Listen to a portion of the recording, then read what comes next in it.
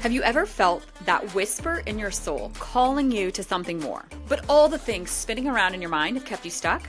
Well, what if I told you that choosing excellence could be both easier and more adventurous than you could ever imagine? I am Chelsea DeBruin-Colbert, your host of All Things Excellence. I'm a soul catalyst for excellence who leapt off that corporate cliff and left small-town Iowa farm life in my 20s to follow my calling, helping women come home to themselves by anchoring into who they're designed to be. I create sacred containers where women rediscover their truth, design their dream life, and transform those whispers into action. Now you can find me running my business from the soccer sidelines as a coach's wife, hiking my favorite Arizona mountain, or back in Iowa with my family, or on an adventure chasing my next sunrise, hot cup of coffee and journal in hand. Through intimate conversations about the stories, the traumas, and the transformations behind choosing excellence, we're creating a collective healing journey together. I believe in diving deep into personality designs, experimenting boldly, and learning life's greatest lessons through our beautiful chaos. Every week, my guests and I are going to rip down the curtains so you can see behind the scenes of real transformation as we explore what excellence actually looks like. Not just the highlight reel, but that messy middle where the magic happens. Whether you're seeking inspiration to take that leap or already on your journey and craving connection, this is your invitation to join us. So grab your coffee, settle in, and get ready to discover just how close you are to the life your soul is calling you to create. This is All Things Excellence. Hello, All Things Excellence fam. Today I am bringing to you someone who is beyond brilliant, who has been just a dear mentor and friend in my life for a really long time. I know at this point you guys are going, how can you possibly have so many friends that are such brilliant people? And you pretty much say everybody is your favorite. And again, why would I bring somebody on a podcast that's mine that I didn't like? But very seriously, this guest today is probably the person that gave me the permission in life that if there was something I needed, whether it's some sort of resource, a person, wisdom, whatever, she gave me that permission to just go out in life and get it. Today, I get to bring to y'all Amy Kemp. She is the author of the book, I See You, and it is a guide for women to make more, have more, and be more without more work. So welcome, Amy. I feel like I'm like they're getting to come to it like a slumber party or something where we're gonna be talking and just they get to listen in. It's my favorite. Can't It wait. is. It is. You guys grab your favorite Starbucks. Amy loves a good refresher. I do every day. It's a Yeah. problem. Even what though, we budget for it, so it's okay, We do. right? I'm not apologizing. It's Yeah. my one vice. Let's go be nice. We don't ask for much in life, but we do ask for Starbucks. I love the honey citrus mint tea. He loves the Mm, really not good for you white chocolate mocha, but it's the one area I'm like, whatever, dude, do your thing. You love, yep. you're the refresher. Yeah, I say that to my husband all the time. I don't drink, I don't smoke, I really don't do anything bad or No, expensive.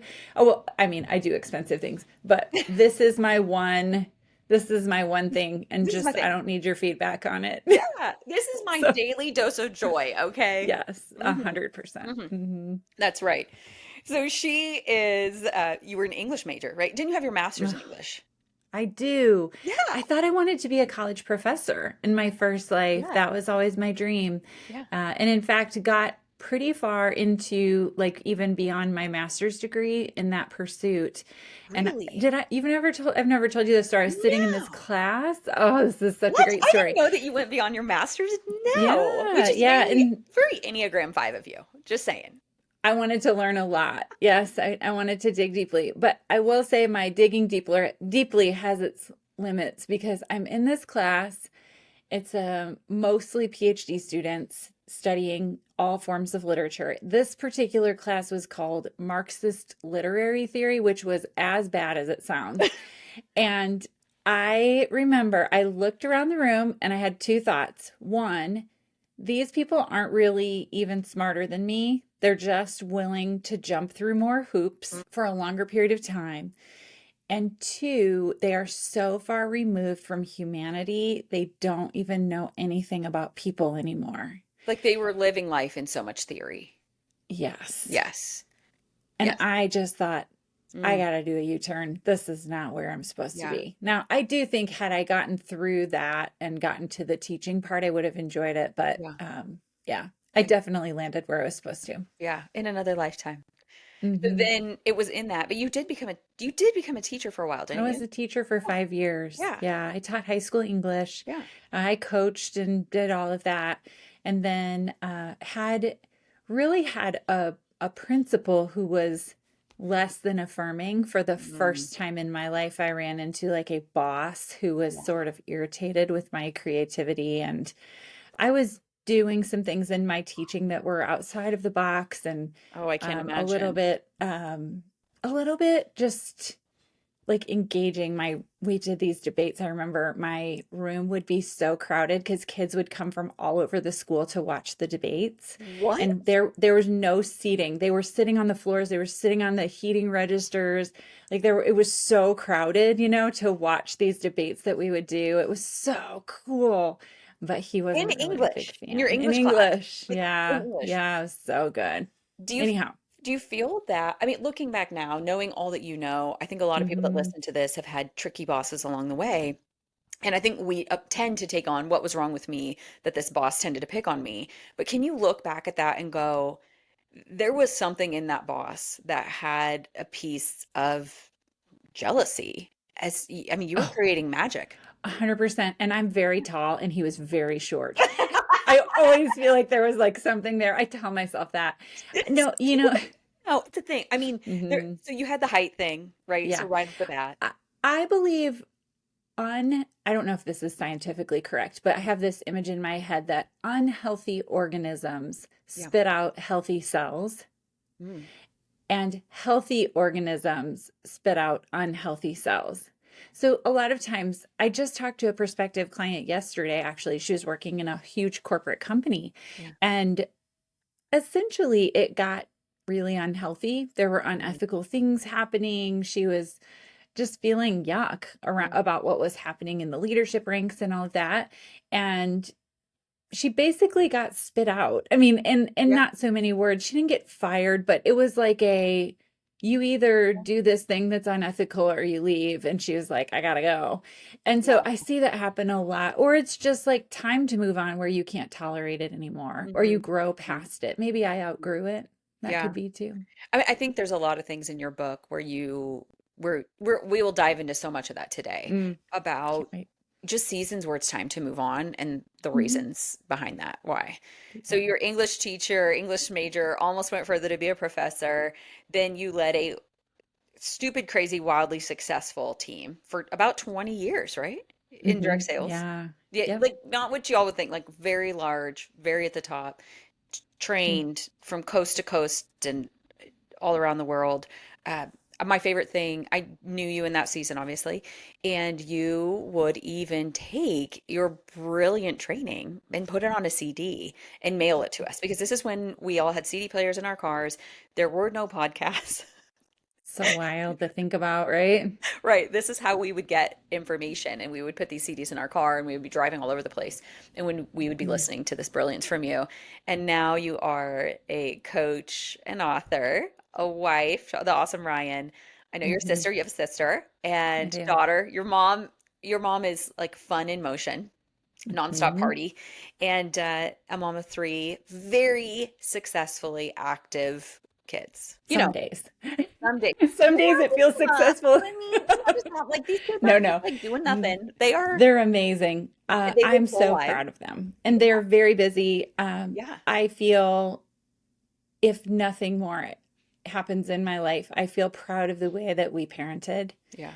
both in their independence, in their differences. They're very different from each other, and from Ryan and I, they're very different. Hmm. But I do feel proud of who they're becoming. It's probably one of my favorite things. I wasn't great at babies and toddlers. I think I'm really good at like older kids. I really enjoy teenagers and above. That is Yeah. my jam. So if I could have given birth to more of them that started at that age, it would have been great. But three was good. So yeah. I agree with you on that as somebody who was a nanny. I mean, I do love 3 to 5 because I think you can convince them of anything and anything can Mm. be fun and cool. But now, as somebody, my husband works at a high school and we have 7th through 12th graders that we get to navigate their life with them every single day. It's fun because the impact is so immediate. The And conversation, so long lasting because they're making oh, decisions that impact the rest of they're their living their lives. life. And we love deep conversation. So I think that we love Yes. I mean, you've never been a mom of a teenager. We kept our friend's teenager alive for 2 years living with us. And you've never been a mom or a pseudo mom of a teenager if you haven't sat up at 11:30 at night and suddenly got into some wild, deep conversation. What is Yeah, that? and why do they want to talk so late? I am not a night I person. don't know. I don't know. I I know. don't know. I have one that um when that kid is ready to talk, you just stop and Yeah. listen because it doesn't happen very often. And so Yeah. you just whatever's happening, you just okay, this is the time. Right. Here we Like go, it's right? now. Okay. It's a little late. I Hmm. might need a refresher or a coffee or something, but here we go. Yep. Here we Yep. go. So, Absolutely. all right, you guys. Well, I have to let you know, I truly I would not have this podcast without you Mm. because anytime I'm going to do a really big thing as an Enneagram 8, I get a little stressed about my resources, right? Eights who are in stress, they go to that 5, they become the ultimate resource managers. And when we go there in stress, let's be real, we tend to clamp down on our resources, right? We want to not spend, we want to move forward in scarcity. We were wired to for survival, right? To Yeah. stay alive from the wild grizzly bear chasing us down. And so when this podcast kept coming up, that I felt that whisper to my soul, like God going, you've got to do this, you've got to start this, I would go, I don't know how I can create the content and then have the time to edit all the content and have the bandwidth to figure out how to get the content out to the world. If I'm going to do it, I'm going to do it really, really well. So I don't know how I can navigate all of that. And podcasts don't make money for a really long time. So this has to happen on top of my already full life where I'm the primary income earner. How in the world am I ever going to make this happen? And I heard you in my head that you have to hire the help before you need it and before you have the income. Because you had said that to me in right about now. We'll say right about now, in the spring of 2013. I moved from Iowa to Dallas. And, I just said, I don't even have anything for this assistant to do. And I definitely don't have the income to pay them. And you said, you got to hire her before you do. And I did. And 9 months later, my business quadrupled. And so I'd seen success with that before.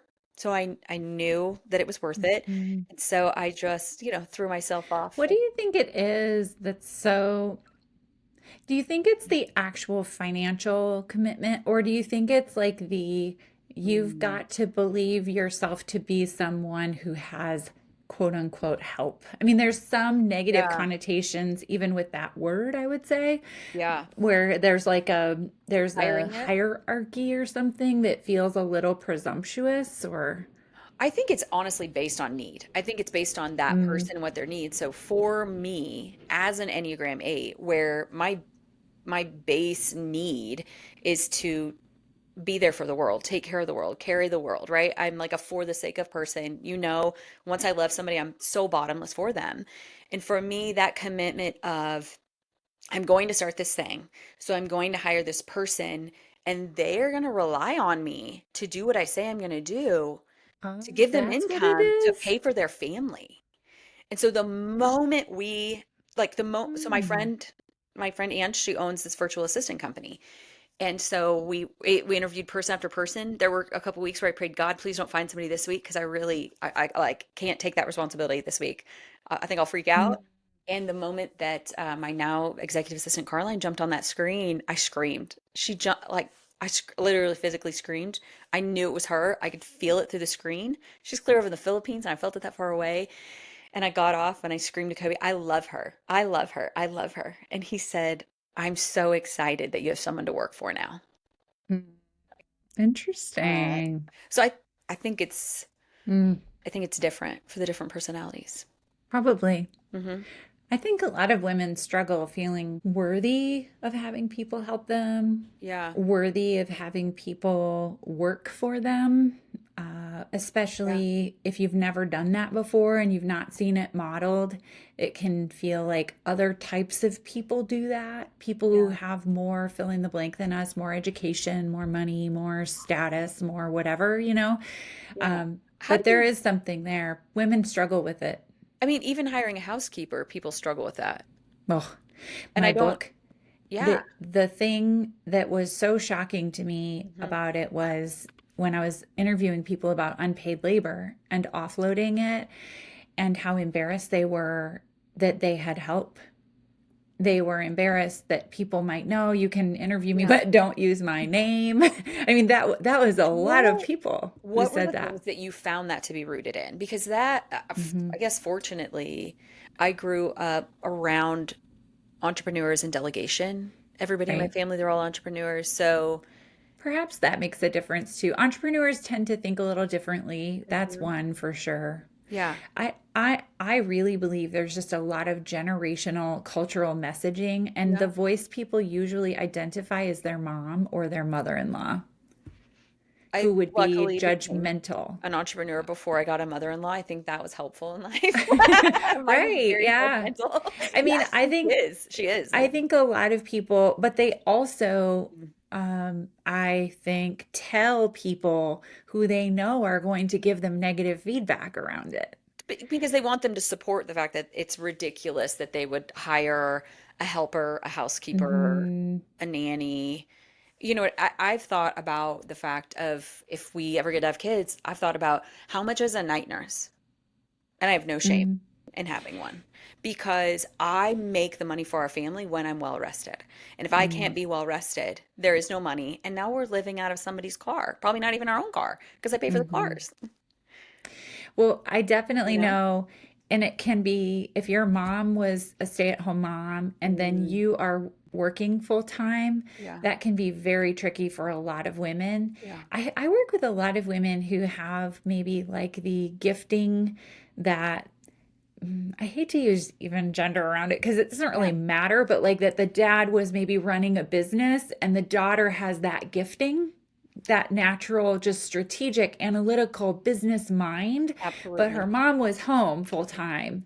And so she's got this wiring of Yeah. like, hey, I'm this over here, but I'm being told that to be a good mom, this is the model and the only example I've ever Mhm. seen.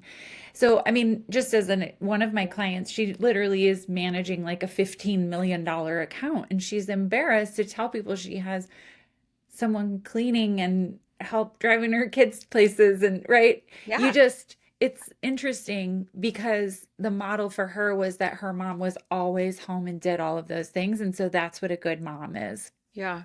Do you So, think that, did you ever personally struggle with that stuff? Because your mom has always worked. mm, I didn't.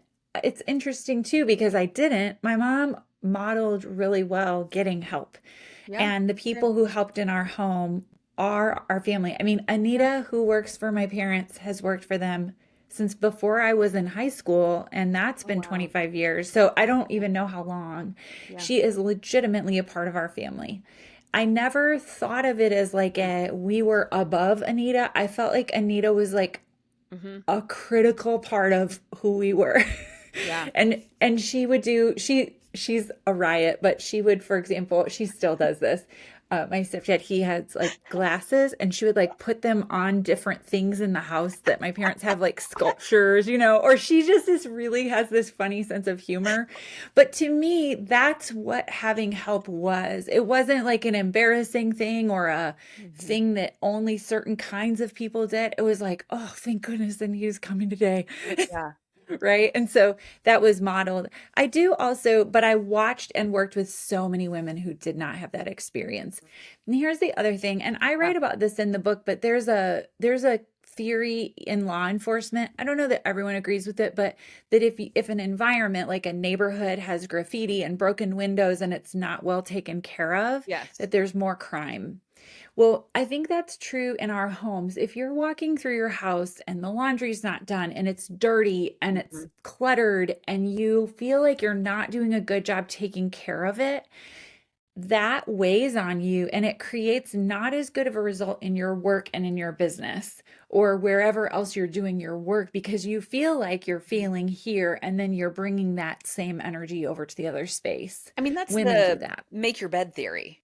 It's as I think simple as so make your too. bed theory, right? Like it is as simple as Yes. that where when you okay, so we'll talk about this with one thing when I was a chaotic wild mess and then I married an Enneagram 9 wing one who lives for peace and order. So, I'm a chaotic I'm still chaotic. I just have hired people to help me look more Manage it. yeah, I just keep hiring more people like help me manage this and like be Mhm. better for everybody else, but I love getting to live from my intuition, then I have a lot of structure around it. But one of the biggest things when he moved in, he was appalled that I would go to bed and there would be dishes in the sink. Well, honestly, I Mm. hadn't really had a thought about it. We grew up with a dishwasher, and this house that I was living in that I'd purchased didn't have a dishwasher. That's a lie. It did have a dishwasher. It was sitting in my kitchen, but my dad still needed to rearrange the cabinets to put it in. So I don't know if I was mentally waiting on this dishwasher, but I'd been waiting on the dishwasher since I moved in that house for about a year and a half. And so then when Kobe and I got married, he moves in this house. He was like, "We don't go to bed with dishes in the sink." And I thought, what in the, like, of all the things for you to fixate on, this is the wildest thing. And now if I wake up that next morning and I walk into my kitchen, because the kitchen's the first place that we walk, and there are dirty dishes in the sink, it just makes me feel, I don't know about stressed, but just like, ugh, behind, like gross, Behind, overwhelmed. behind. Yes, like, Mhm. ah, I've got so much to do today and I need to get these dishes in the sink and I'm just trying to, fill the Keurig and like make my lemon water and the dishwasher has full dishes and I need to empty the dishwasher before I can fill the dishwasher and I don't have time for the next 20 minutes to empty it to fill it. And so it is this thing where it's, part of that evening routine, adding that in, creating that structure. Um, I one of my goals for the year is a house manager. And I've Mm. said it frequently. And I know the first time I said it somewhere on social media, I told my husband, I said, "How many people do you think just heard me say we're going to get a house manager this year?" People that we grew up with, and they're judging so hard. So being an A, I kind of like savagely go back after them. Like, I know y'all are judging me for saying I want a house manager, but I would just like somebody to make sure that the window I look out when I ride my Peloton in the morning is clean and a few days a week, things like, or, it's just a little help managing some of that. Sure. But It's yeah, a job. There's a huge amount of hours spent doing unpaid labor, yes, and managing a home is a yes. huge part of that. And it Hmm. also has very little to do with having children. Yeah, In fact, there's an unpaid labor survey in the book, and I was doing a workshop yeah. and somebody kind of was being sarcastic and they said like, well, I don't have kids, so this doesn't really apply to me. And I said, well, go through and count how many of the things in the survey have to do with kids. Hmm. And there are Hmm. two out of like 40 Hmm. things. Yes, yes, yes, I yes. mean, it doesn't matter. You still have to make doctor's appointments. You still have to empty the dishwasher. You have to take care of your clothes. You have to buy new clothes. You have to make sure there's toilet paper. There's There's a just yard. so much. There is a yard. Yard. Like when we Yes. when we moved to Arizona and we've been in a house ever since, we've paid people to take care of our yard. And we had a person from Iowa who was very consistently critical. He said, "Oh my gosh, what's that saying of," he goes, "My dad taught me you never let another man take care of your yard."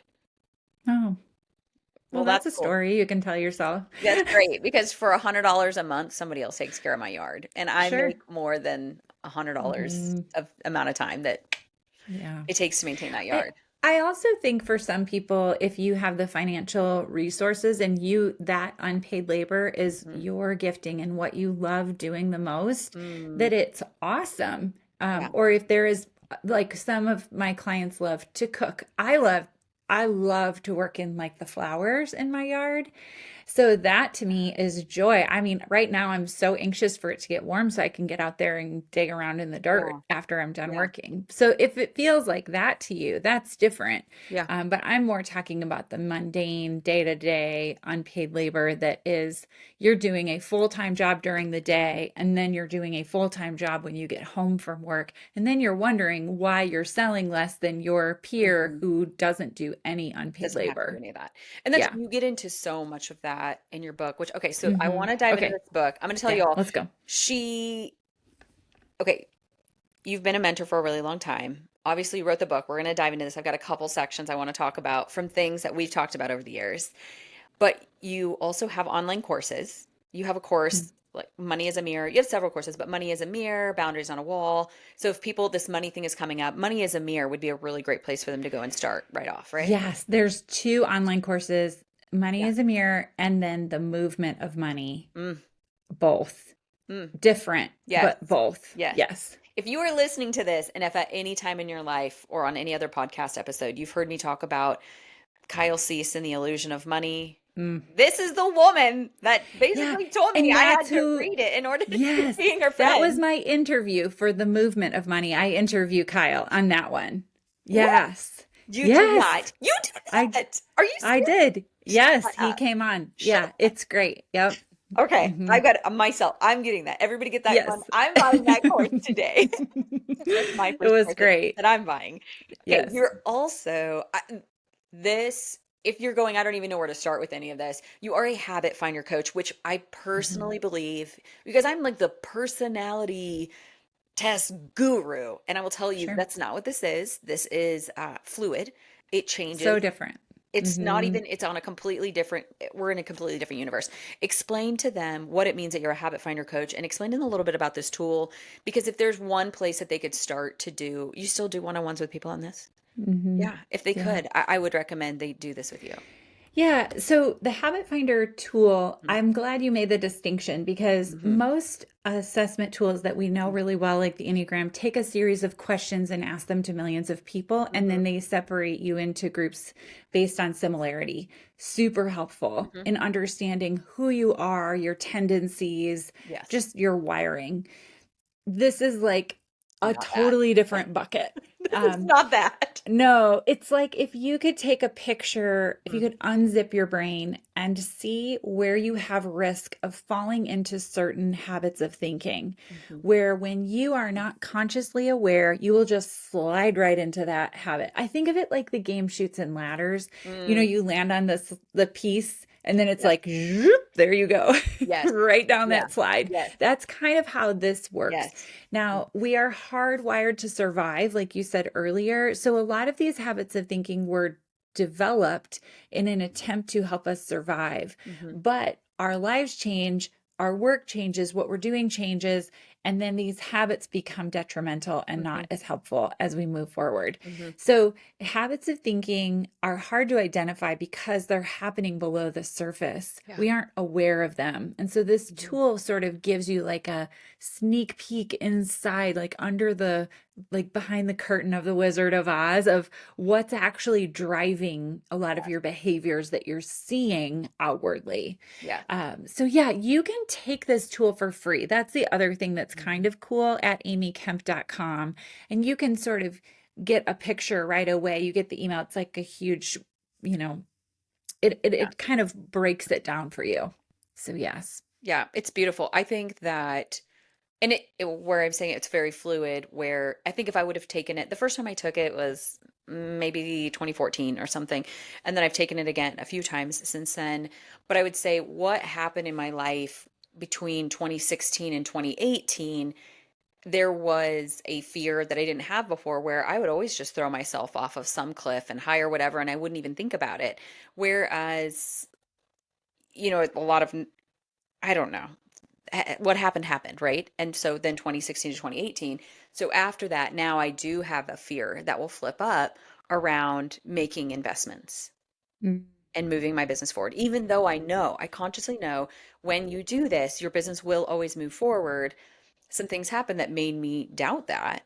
And so Sure. it put a new habit, right? A thought habit Yeah. created a new Or sometimes what happens too is maybe you get a promotion or you move to a new level of leadership or you have a new boss or you have a new job altogether Mhm. or all of a sudden you add kids or your kids are in a different season or you uh, I mean you can work for the same company and have a totally different experience Yeah. from one year to the next. Yeah. And so your habits of thinking can change and you can get into different grooves Yeah. without question. The cool thing also though is that our thoughts are not us.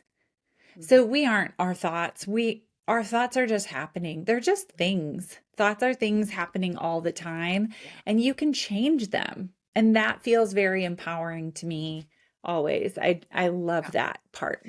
Do you feel like you help people identify their thoughts, these patterns, grab a hold of them, and then you give them the framework that they can choose to change these thoughts that have been Yep. controlling their life? I do. And I think that work, I want to be really clear, Yeah. is very slow. Well, I mean, you're rewiring your brain. You Yeah, are. this is It's not, incremental. you're not hypnotizing people, they're falling No. asleep, and then they're waking up tomorrow and they're a new human. It's Mhm. incremental. However, you Mhm. will feel better right away Yeah, having the awareness agree. of, oh, there it is. There I went into that habit of thinking. Yeah, There it showed up again. yeah, That's, you can name it. You have language for it. You can say, oh, that's what happened. yeah. Then you're able to more quickly pivot and move forward back into like the process of creation. Yeah. And you are really excellent at small incremental steps, taking people and guiding them over an extended period of time. I'm so annoying with that. And one of my friends says if I wasn't so self-aware, I would be so annoying because it really is. I think the Hmm. actual formula for growth and success in business is so amazingly boring Yeah. because it's so tiny and we think it should be so exciting and big and flashy. Hmm. But it's that like the tiny steps, the accumulation that Yeah. creates the change. It is the tortoise hare, right? Where Yep. I just want to surge from one thing to the next in life. And Amy has always been there to remind me I mean, you can happily energy surge all you want, but you still need to have structure behind the scenes that's helping you have Mhm. incremental growth. And I Absolutely. think you also help people, you helped me with having grace and seeing the rewards in the really tiny, small gains, Mhm. right? The respect. There's a chapter in your book called Respect the Mile.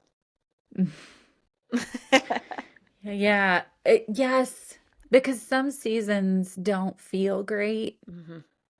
but they're vitally important, particularly seasons of transition, seasons of Mm, loss, or seasons where things that you used to love yeah. passionately have grown stale or Mm, they've changed and now you see them differently or you've changed or something has changed and yeah. you wish you could go back or I mean there are just a lot of things that can happen in the trajectory of your life and career. um, yeah, Yeah. absolutely. Transformation is like leaving one thing and building a new thing. Transforming is slow and scary, and the rewards are so few and far in between Yep. in the very The beginning. other thing is you don't have evidence when you're going through it Hmm. of outcome. You don't Yeah. have proof. You can't, there's no Yeah. guarantee. um, I think the other thing about transitions is that they have something so important for you. Mm. But a lot of times, everything that needs to be healed comes up during a transition. Yes.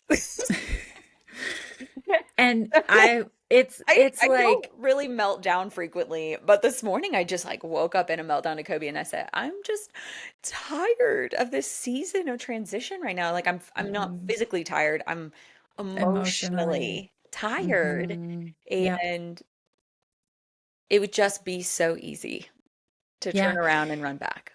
I had to There were so many parts of me that needed to heal during different transitions, Mm. but there was like a death. It felt like a Mm. death of certain things that I was either like addicted to or Yeah. really didn't realize how much I needed, Yeah. or the death of certain relationships that were important to me that changed through that transition. Yeah. So it's there's a grieving, there's a Mhm. loss to transition, there's gain also, but there is a moment in the middle where like you don't have the gain yet and you have the loss.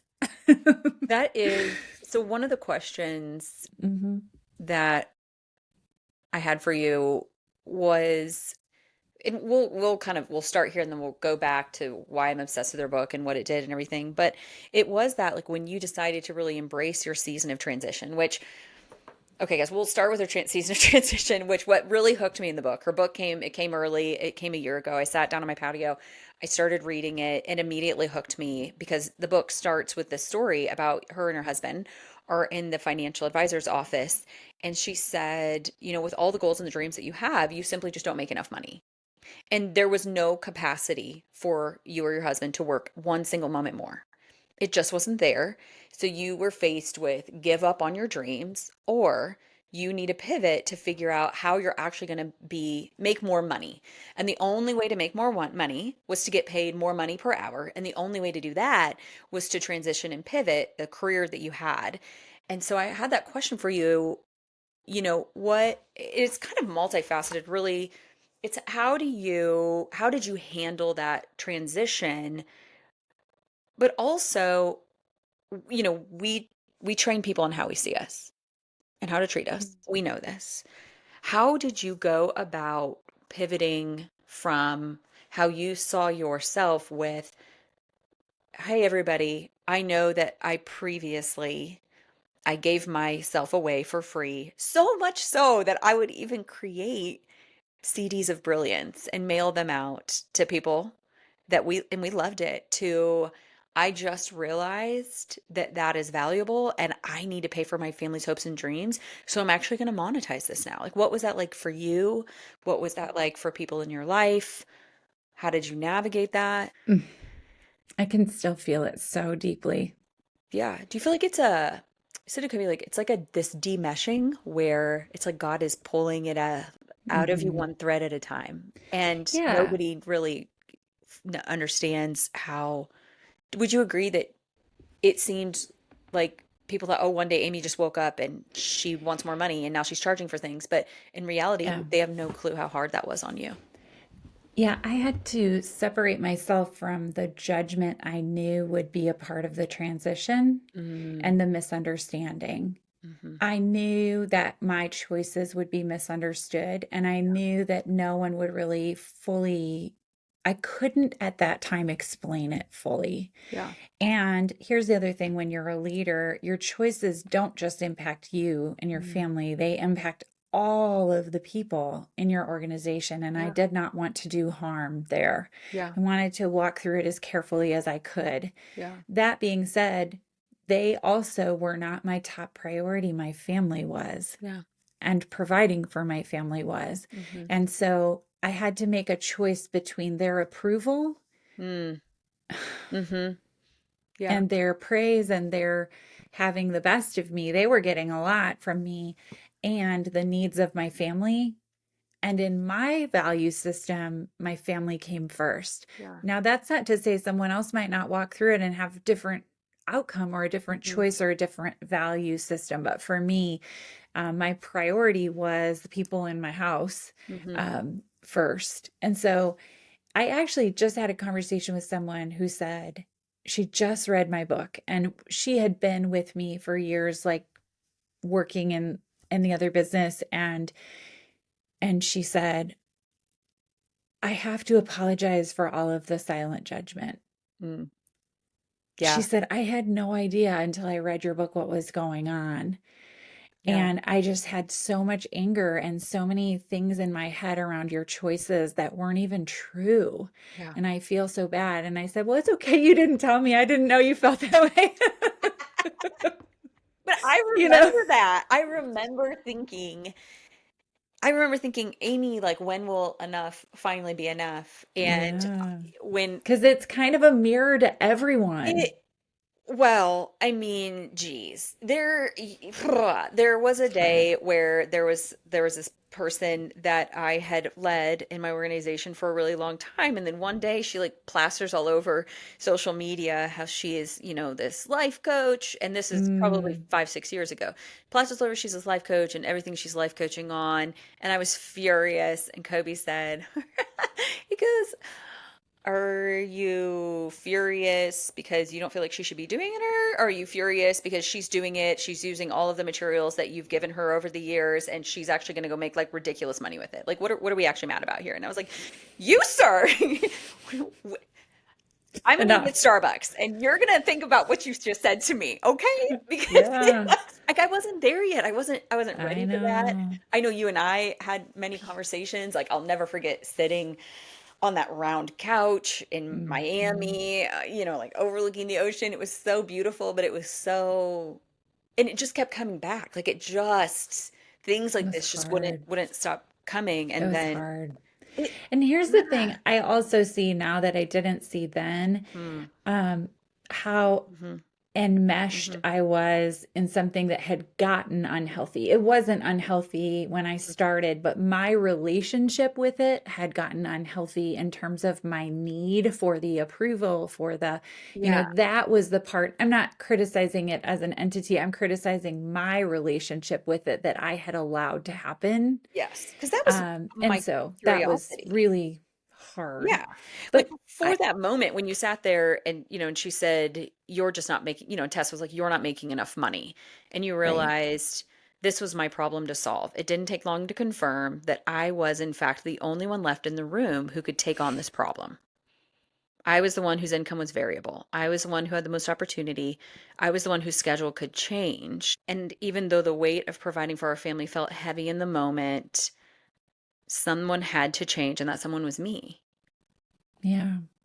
And then the other piece that was daunting in that moment was, like you said, I can't work anymore. I No, mean, oh no. I'm maxed out in hours and energy. And so And you were the change delegating. has totally, yeah, but the change had to be first with me before anything new could even show up. Mm. There were months before I knew what I was going to do that was different. That showed up later. So, oh, there was time. Like this appointment happened, and then time went Yes, on before you really dreadfully knew. long amount of time. Now it's a blip It in felt like 18 years. I birthed an entire child and graduated from high school actually in the time that this happened. No, but it was probably 4 or 5 months Which before. did feel like 18 years. So, what Mhm. do you feel prior to that moment in the office with Tess? Do you feel like your basic needs were being filled? Like, if that moment wouldn't have happened, do you feel like you would have left? Were your needs being filled? Mm, there were some red flags. Yeah. There were things that I felt like I had was doing that I didn't want to do anymore. Mm, There were concerns I had. yeah. Um, I Mm, wasn't as passionate. I couldn't get the mm. passion like I used to. I couldn't find it. I couldn't access it. I wasn't having inspired ideas before they would just come all the time. You'd hit the Things that yawn I used phase. to love were like Yeah. almost dreadful. I just dreaded them. Yeah. And so I really think there were some red flags, or I don't know if they were red flags, but just some warning signs. Yeah. And they're pretty typical now that I understand transitions. Yeah. I'm like, oh yeah, that I was totally entering into a transitional season. Mhm. I didn't know that at the time. It just felt uncomfortable. And then I also felt, I mean, I was leading the number one team in the nation. I don't know. Yeah. I mean, that was quite public. So the thought of doing something, well, how was I going to extricate myself from that? That felt really hard, you know? Hard to bow out when you Yeah. weighted yourself to that place. Yeah, you can't just, yes. Yeah, you just So, can't. but at this point, what I see is that I had personalized something that wasn't really that personal.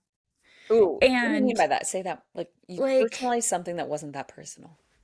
people leave careers all the time and go do I other things. It's not that big of a know. deal. I know. They do, don't they? Especially now, like Gen Z. They're like, oh, it's been 18 months. I'm feeling an itch. I should probably go on. Yeah. And again, I mean, I don't know if I'm like totally on board with that level of transition or that quick, but I think that if you follow the trajectory of most professional people, they will go through 2 or 3 major transitions in the course of their working life, Really? where they make a significant turn, or they Mhm. take on a new role, or they start to work for a new company. I just think in the world in which I had lived and operated for so long, that was not Yeah. talked about or a part of that experience. Hmm. Once I got outside of that and started to talk to other people, I was like, oh, this happens all the time. Yeah. This is Yeah. not that big of a Yeah. deal. And particularly for leaders, they tend to. I Yeah. mean, in my faith walk, like, I think that God brings us through transitions Hmm. because of the refining that happens in our character and Mm. what we need to learn from it. I think that it has something for us.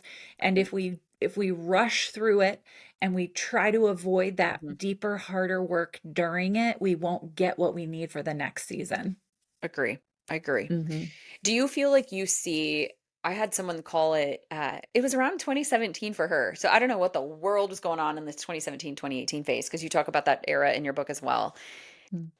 She called it the yawn phase. She's like, "Ah, the yawn phase," where I was at the top. I was, making a lot of money in my field, but I just wasn't excited to leap out of bed anymore. I wasn't having ideas anymore. I just wasn't passionate about showing up and being the very best for the people that I was leading. And I realized it's just time.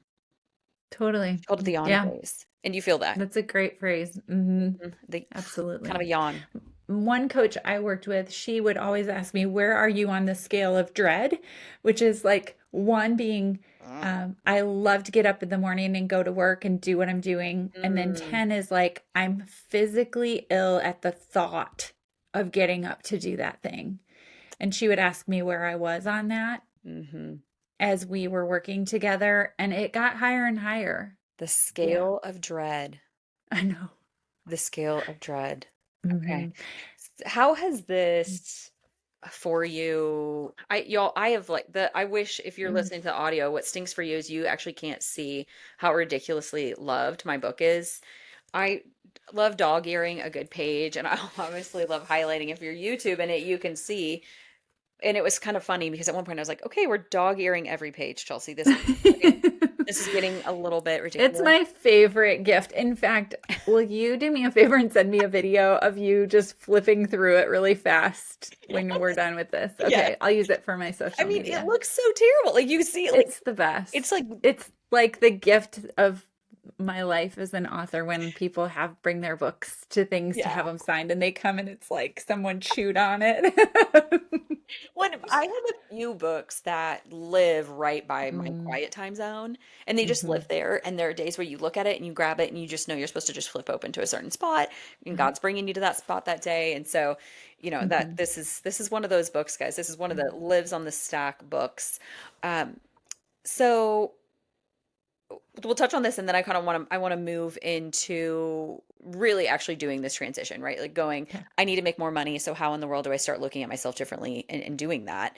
But how to kind of wrap this part up, how did this career and identity pivot affect your relationships? How did you navigate that emotionally and literally? Hmm. Yeah. To go from I'm not free anymore, sorry guys, but it is that, right? When you start Hmm. raising your worth. Yeah, it's hard. And I did make some mistakes along the way there that Mm, I regret in terms of, I think for a leader, particularly when you're mhm, processing that, even I think about some of the conversations I had with you were probably mhm. inappropriate in the sense of sort of like talking to your kids about things that they don't need to know at certain ages. Oh, Right? oh Where my a gosh. lot of the processing that I needed to do, I Mm, had to have a coach because yeah. it was inappropriate Mm, for me to talk to someone who was still in that lane yeah. about what I was experiencing and to kind of dump it on them. And so I did feel like there were times where some of it was just me processing things out loud, but then I also think I wasn't doing it always with the appropriate people. Yeah. What I did make sure that I did was that I did well, I think, is communicate with the people who were going to be impacted most by my decisions Mm-hmm. the most. Yeah. So the people who knew the most about what was happening were the people in my inner circle of my organization, my leaders. Mm-hmm. I felt like they deserved the most information because it was going to directly impact their businesses also. Mm-hmm. And then moving out, I told Mm-hmm. less and less and less information to the people going further from me, right? Yeah. I needed to really take care of the people that were the most invested. But I will say, yeah, my entire friend network shifted. Mm-hmm. I became sort of unsafe in terms of like for people who were still deeply committed to that business Mm. because I was outside of the ring, so to speak. Yeah. And I had asked really hard questions on my exit that I just socially, I think, felt threatening to Yeah. some people, not all, but Mm-hmm. some. Yeah. There was loss there. There was gain also because in the space that was made, Yeah. I started to create some new networks and I started to realize like that there's this whole world out there of amazing people. Mm-hmm. And that was a real gift Yeah. of growth and friendship. But definitely it was sticky and messy. I Mm-hmm. had a lot of people question in really painful, hurtful ways my motives. You're just money hungry. You should just be, Mm. can't you just be satisfied with what you have? Yeah. Satan is and there's a lot of like A spiritualization, lot of which I have Satan's so many tempting. thoughts about that. Like, I don't even want to go there, but like, I have a lot of thoughts about that, right? I think all well intentioned. Yeah. I think I would always give people the benefit of the doubt, but there was severe pushback to my decisions. Yeah. And I had to get very quiet and very small in the With group your of people surrounding. that I talked to. It was very small. So the transitions of your relationships, do you feel like in a weird way it was such a gift where people did in a way carry a lot of judgment? It almost allowed you to transition smoother because like one thing I'm noticing in my own life, and I think you could be a coach, I think I have a friend who's a Pilates instructor. I think there, or even Kobe being a soccer coach, where he's looked at now that maybe he wants to do some private coaching. You go from this area of your life where you've been giving yourself away for free. Like I had somebody 10 days ago, she messaged me about drama with her family and how she should navigate that. And all I could think was, dude, we're distant acquaintances. This is people pay me $200 an hour for this. Like, are you serious right now? And I know in her brain, it's not even a thought. Like, she may not even know what I'm doing. She's so busy living in her own world. Or my Pilates instructor, where I'm like, people need to be paying you for that. And people think, oh, it's just nothing because what they don't see time as having value as easily as it would be a product that I'm physically handing them, right? Or Kobe, no longer, hey, sure, come over, let me help you with some of your soccer skills too. There needs to be a financial exchange for this. So, how did you navigate that? Do you know what I mean? And I think that's a thing. I Yeah. think, so many And people it's a are, requirement that what? this is what I mean, where it's a requirement that you work some of this out if you're going to elevate the level of income Mm-hmm. you're bringing Mm-hmm. in. Yes. Because people Yes. will have experiences with your level of earning Mm-hmm. always, whether you make very little or you make gobs of money, Yes. people have responses to it. What I had to learn was that their judgment or their perception of Yeah. my motivations, that was actually saying more about them and their experience than it was about Mm. me Okay. and my motives. Mm-hmm. So I had to get so clear in why I was making this decision. Mm. It's about how I was valuing my natural genius. So Yeah. I was undervaluing it, not recognizing that in the general marketplace, it was exceptionally valuable. Yes. And so I had been giving it away for so long, I didn't know that. I Yeah. just was ignorant, didn't know. then I also grew to not believe it was worth as much. And so the more I started to bring it into a new space where it was very valuable and people were happy to pay me more for it, Yeah. I could no longer go back and give it away for free. Yes. I had to own the value of that natural genius because not everyone could do it. Yeah. But I also think that there's a lot in the courses on money that we talked Hmm. about. There's a lot to learn from our responses to money and how we talk about people who make a lot of money and even Mm. just our judgment around it. We Yeah. I was talking to a client the other day and she said something like, "Well, can't you just see that's just a money grab?" And I'm like, "Well, it could be, but it also could just be that this person's trying to serve the world in a new way, Yeah. I agree. you know?" I agree. And so you can look at it either way. I'm just saying, Mm. usually the people who have a generous understanding of people's financial motives Yeah. make more money. Do you think it's like a sweet combination of you do need to look at the whole money as a mirror and how do you feel about it? How do you feel about unpaid labor and paying for somebody to clean your Mhm. house and fold your laundry and do all those things? But then there also is, I think where I struggle maybe more is the boundaries of it. I think I do value my Mm. time. I think I know I'm worth a lot. I think I have no problem delegating. I think where I struggle is creating a really good boundary with people because when I love someone, I tend to be bottomless. Or if I'm in a certain season, I tend to be bottomless. Mhm. And the next thing I know, I'm everybody's free graphic designer, which we talked about, right? And now I'm Yeah. like, I don't want to be anybody's graphic designer, and graphic designers make 20 to $25 an hour, and I live away. I'm just, one, I'm worth more than that, and two, I mean, come on, y'all. What? Yeah, I see there it as both is. for myself. It is a boundary Yeah. issue, Yeah. right? Yeah. It's a practice that you've got to really continue to hone. Yeah. And then there's also a lot of Mm. reaction to the boundary. So when we set boundaries, you set the boundary, Yeah. then people have a reaction to the boundary. Hmm. That's the hard part, right? In the book I write, like it's like you're planting that little tiny tree, and then you Yeah. plant the tree of the boundary, and people are like, okay, but then comes the wind Hmm. back where it's like, oh, this is really disrupting my experience. So Yeah. my exit created that, right? Hmm. People were mad because I was providing a lot and people were pissed. They were They were pissed. angry. And I Yeah, think that when we decide to change our life and we decide to go in a different direction, people can be mad, and they're mad and they're hurt, but they're speaking judgment against your choices. But really right. they're mad because They value you. the cow is gone.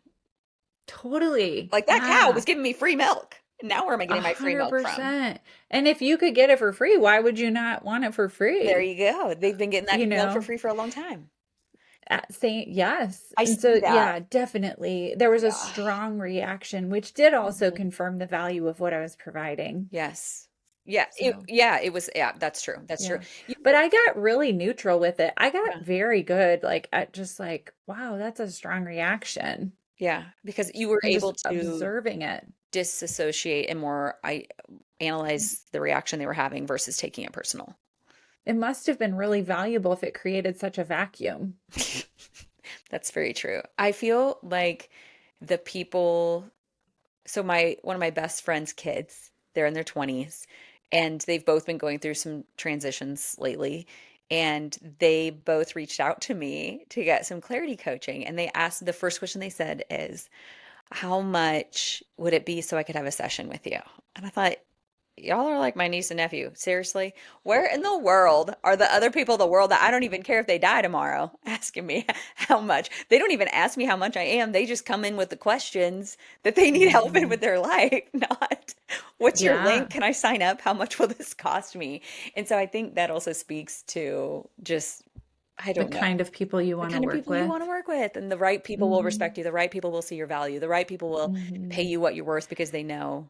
And the other people will make sarcastic comments Yeah. and whatever, but like Yep. that's okay. What are Oh, like well. they're not losing any sleep over it once they say it. Yeah. There's no Yeah.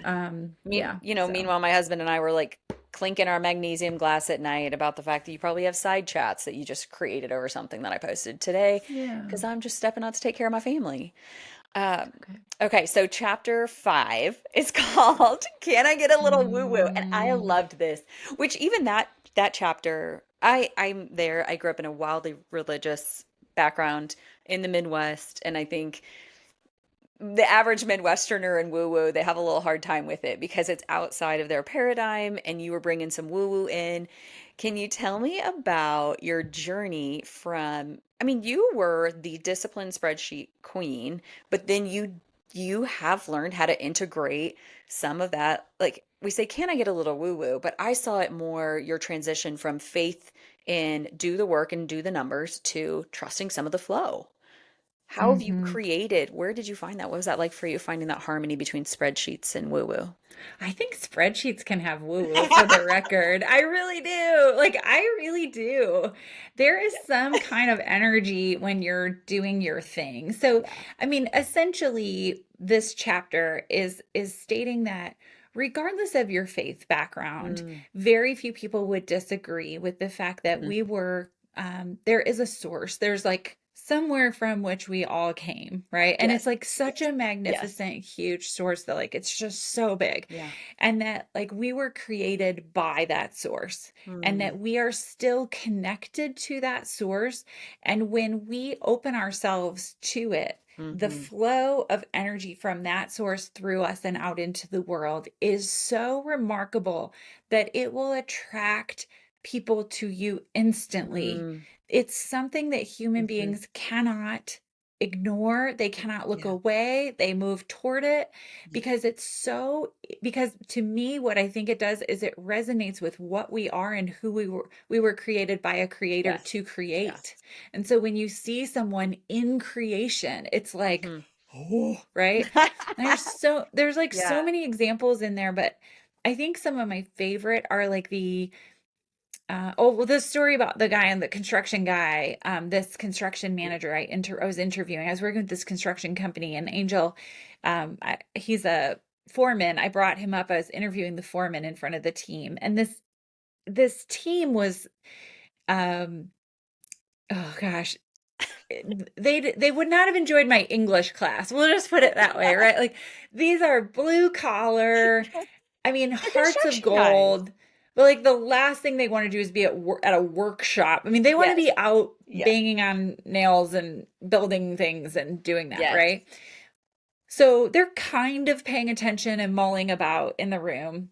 And I asked Angel, when did you know you were supposed to be in construction? And he said, Mm.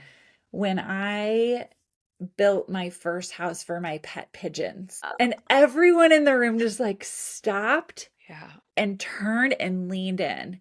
And he started to tell this story about how he and his friends would climb up in the rafters. They would take these birds when they were old enough to live Yeah. and they would raise them and tame them.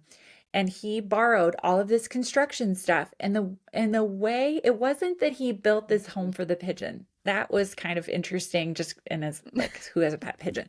But what was fascinating was the light in his eyes was so bright when this combination of something he really cared about and building something for it to live in came together. And it was like, I know everyone in that room that day will never forget it. Mhm. It was unbelievable to hear him talk about it. It was undeniable. It was just this moment of like, that's what this guy is here to do. Yeah. But that also that carries the same reality of what you're doing today is exactly what you were doing 10 to 15 years ago. You're just doing it Mm. on such a grander scale.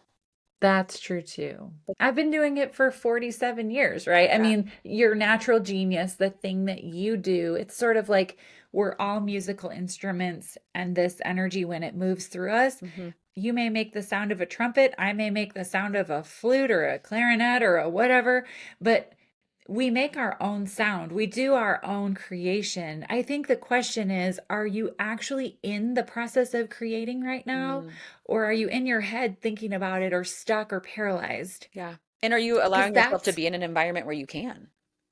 totally That there's and that permission to what can prevent that flow, right? mm, Like mm, what is it that stops that flow yeah. is the other question. And how do you, I think environment can be huge, Yes. right?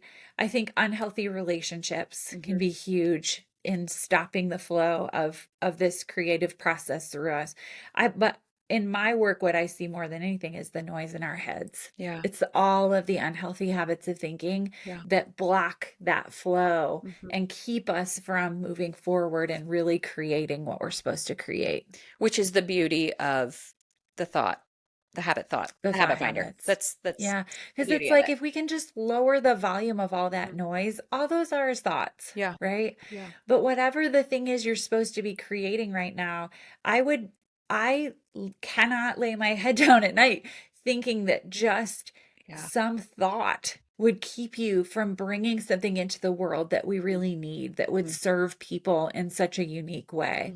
Mhm. And again, even my response to all the criticism and all the things during that transition, right? Those Yeah. were just thoughts. Yeah. I would hate to think, what if I had let that stop me, right? Mhm. And I had not continued in my own creative process, but I had to just get rid of all of the noise that I had around it to be able to move through it. Yeah. So yeah. And I do think it's an excellent tool to help you identify the spiral in your brain and to do that. I mean, I had the weirdest thought, that the one thought that kept me from doing this more than anything was, I don't know why, like somebody I went to college with, I just knew the moment that I put it out there, she was going to head to all the side chats and be like, oh my gosh. And Kobe was like, Mhm. dude, you outgrew that friendship so long ago. Can this just be the end, please? Sure. You know, Yeah, but it and was why such are a we weird, giving our power away to someone like, who like you're not talking to on a daily basis no, or even a anyhow? monthly And basis. But it is weird mm-mm. because it's weird how subconsciously powerful It's so it was powerful. that, 10-year-old Chelsea, who was bullied for years in middle school, cared that this one person was going to go spread like Mhm. wildfire. What is she doing? You wouldn't believe how many clients of mine, the thing that's stopping them, the voice that's stopping them is someone who's died.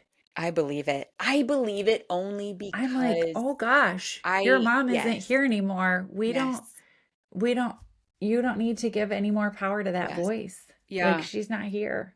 yeah. But it's still so loud.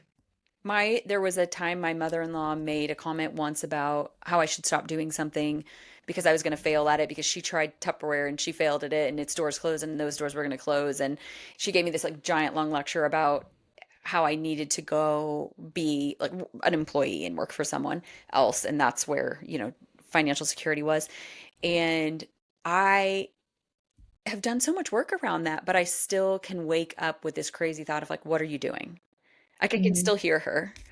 She is still alive, but I can still hear her so loud. So many offhanded comments that Yes, someone said to you that are yes. so It was so they flippant in the they kitchen. would never remember that they Oh, said it, she would but you never. can say it word for word 35 years later or whatever, however, you Yes. know what I mean, however many years later. A decade later, I Mhm. can sit here and go, I was sitting at this part of the kitchen and she was standing over there and this is what she Yes. was doing. And there were chocolate chip cookies that were on the table and Chloe was on my lap and it was April 15th. And I Yeah. mean, I know the And I weather. guarantee she hasn't thought about it once since, No. Oh, right? she Like, absolutely doesn't remember she said it. But it is and I think now it's stepping out doing a new powerful. thing, I had security in that moment with what I was feeling a little stressed, but I still had a sense of security. And so then now with a new thing, having to return back to that and, Mhm. working through it with my husband without like, I'm not judging your mother. I'm just saying she said it and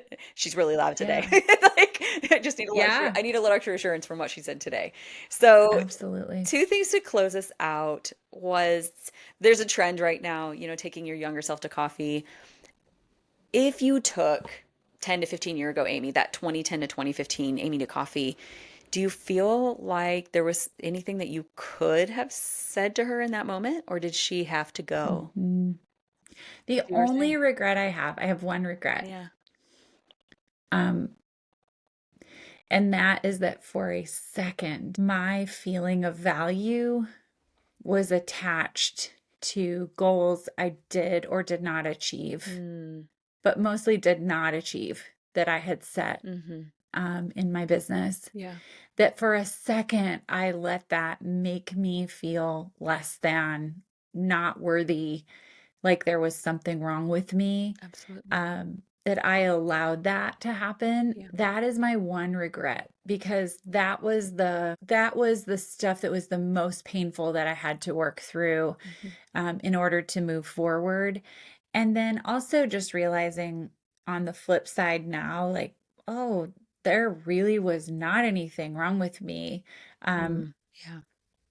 Perhaps I'd outgrown that vehicle. Perhaps there's something new for me. Perhaps it was Mhm. just part of the journey.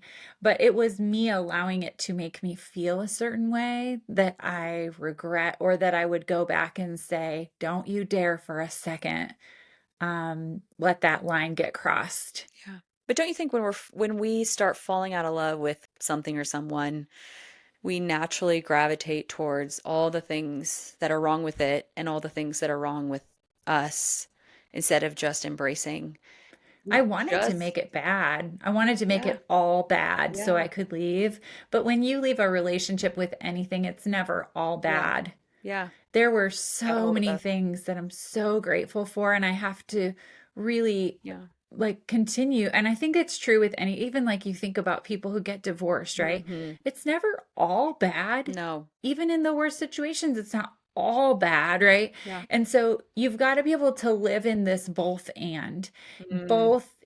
It's not all bad. It's actually amazing for a lot of people. Hmm. And it's time for me to go. Yeah. Yeah. And both can hold, you can hold space for both. Those are not like one or the other. Both can exist at the same time. I think we struggle falling out of love with something, Yeah. right? Like we just fell out of love and it's okay. And it's not bad and I'm not bad and I didn't need to do more. I didn't not do enough. It Mm-mm. just I think we need to have more faith in God repositioning us for our next, I think than we do because we, don't tend to love change. Yeah. So, if you could give our All Things Excellence listeners just 1 to 2 pieces of permission. So, we're all about 80/20 excellence, right? That 80% of the time we give it our all to be as excellent as we possibly can in all of our areas of life. And then we embrace that 20%, you know. There's laundry. There's laundry at the bottom of the stairs, and the dog is barking, and we're absolutely late, and we've spilled coffee down the front of our shirt. What is that permission that you would love to give to our listeners? I think permission to always invest in yourself Mm, a significant amount of time and energy and money, and to not apologize for it. mm, Um, mm. I don't really know anyone who's invested. Yeah. I maybe know one or two people, but very few who have invested more time and resources in their own personal and professional development than I have. Yeah. And I want particularly women to not feel like the allocation of resources for that kind of work is selfish, or that they should feel guilty about it, because I really have this Mm, fundamental belief that when you grow yourself and you take care of yourself at a really high level, that it is the greatest gift you can give the people you love, yeah. is a healthy, whole you. And so you do whatever you need to do to provide that for the people you love, um, Mm, without apology yeah. I or don't explanation. know if I realized until this moment right now that if I'm honest and I analyze the people that were closest around me, they were growing in their careers, but the actual fact is they weren't growing in their awareness. They weren't doing the work. They weren't getting down and dirty with the therapists and the coaches. They read the books until they no longer made them feel good, and then they would, abort ship on that. And I think that I can go, "Oh my gosh, I didn't even realize that you were probably that person in my life where I watched you delegate anything that was energy draining. I watched you invest in anything that would help you grow, remove the blind spots, move to that next place. And for some reason, I never questioned it. I think you were just always such a safe landing place for me that I just trusted you. So I never realized that until right now. You're so I good. value that so You're so much. good. You're so good. I never, I, yeah, there's that. Can't wait to tell my husband that. We're like, Yep, could have told you that. I'll be like, I know you could have. Thanks for not telling me until I saw it myself. I Mm, appreciate you. So, mm. all right, listeners, Amy, thank you again for being on here today. I hope everyone runs to get your book. I repeatedly have told everyone, I don't really care what you think. I don't care what your opinion is. Order the book and then you get to have one. It's so good, and doesn't matter what industry you're in. It really is a guide for women to make more, have more, be more. I really encourage you to give yourself 10 minutes today, or 10, 20 minutes, whatever. Go to amykemp.com, take the habit, find your thing. It's free, guys. It's free. You can decide then what you want to do with it after you take it. Look at her courses on boundaries and money and just really everything that she gave to us today. Go to her website, check it all out so we can send it back to her. So, thank you again for Thank you, joining my me. friend. All right. So good to be with you. Bye, everybody.